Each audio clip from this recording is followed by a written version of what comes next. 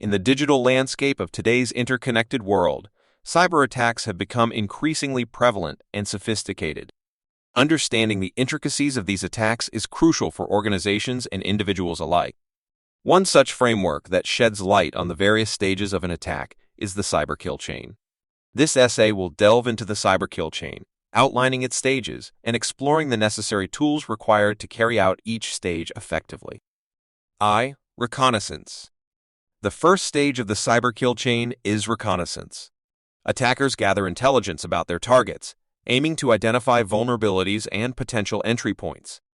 Tools commonly employed during this stage include open source intelligence, OSINT, tools. These tools enable attackers to collect publicly available information from sources like social media, search engines, and databases. By analyzing this information, attackers can gain insights into the target's infrastructure, employees, and potentially exploitable weaknesses. Port scanners, port scanning tools, allow attackers to probe a target's network, identifying open ports and potentially vulnerable services. This information aids attackers in mapping the network architecture and identifying potential avenues for exploitation. Network mappers, these tools provide a visual representation of a target's network infrastructure, helping attackers identify potential weak points. By understanding the network topology, attackers can pinpoint critical systems and potential vulnerabilities. Weaponization. Once attackers have gathered the necessary intelligence, the next stage is weaponization. This involves crafting the actual malicious payload or exploit. The tools employed during this stage may include exploit frameworks. Attackers leverage exploit frameworks like Metasploit to find and exploit vulnerabilities in target systems.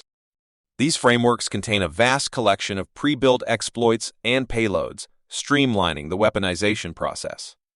Malware creation tools. Attackers use specialized tools to create various forms of malware, including viruses, worms, trojans, and ransomware. These tools provide functionalities for coding, obfuscation, and packaging malware into executable files. Social engineering techniques. Attackers may also employ psychological manipulation techniques to exploit human vulnerabilities and trick individuals into executing malicious files or divulging sensitive information.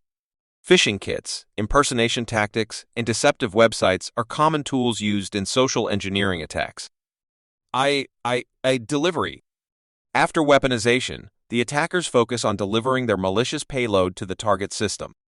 Tools commonly utilized during the delivery stage include phishing kits. These tools assist attackers in crafting convincing phishing emails or websites to trick users into interacting with malicious content. Phishing kits often provide email templates, web page clones, and automated mechanisms for distributing phishing campaigns. File transfer mechanisms. Attackers may use file transfer protocols, such as FTP or HTTP, to deliver malicious files to target systems. File transfer tools facilitate the seamless transfer of malware-laden files, increasing the chances of successful delivery. Watering hole attacks. Attackers compromise websites frequently visited by their targets and inject malicious code into those sites to deliver their payloads silently. Tools for identifying and exploiting vulnerable websites aid attackers in carrying out watering hole attacks. Exploitation. Once the payload reaches the target system, the exploitation stage begins. Here, attackers leverage the vulnerabilities discovered during reconnaissance to gain unauthorized access. Tools utilized during this stage include password cracking tools. Attackers employ brute force or dictionary attack tools to crack weak passwords and gain unauthorized access to systems. These tools automate the password cracking process, attempting numerous combinations in a short span of time.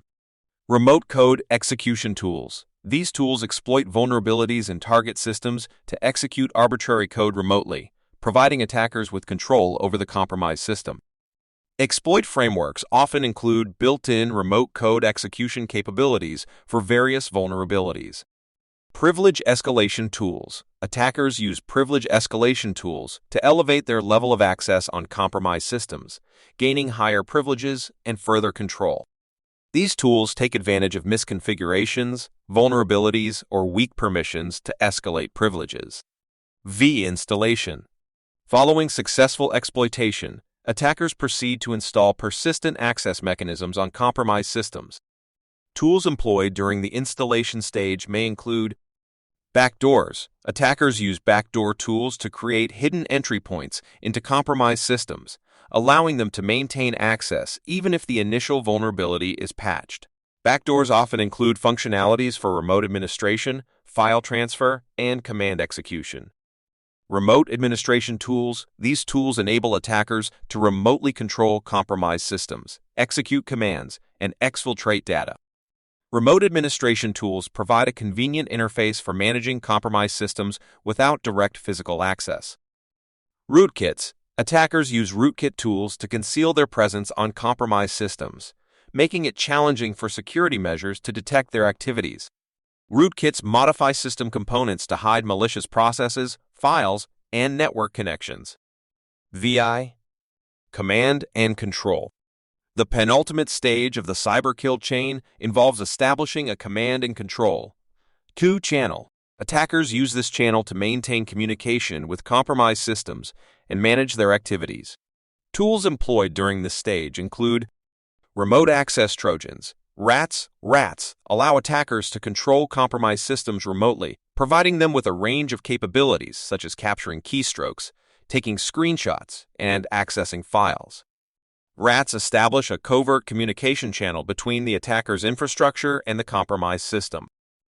Domain generation algorithms. DGAS. Attackers may employ DGAS to generate and connect to dynamically changing command and control domains, making it harder for security systems to block their communication.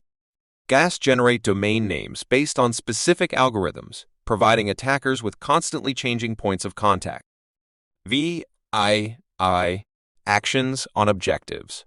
The final stage of the cyberkill chain involves the attacker's actual objective, whether it's data exfiltration, system disruption, or any other malicious activity. The tools utilized at this stage may vary depending on the attacker's goals and the nature of the attack.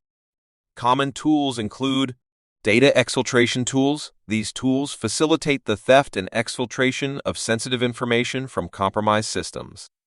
They compress, encrypt, and transfer data to external servers controlled by attackers.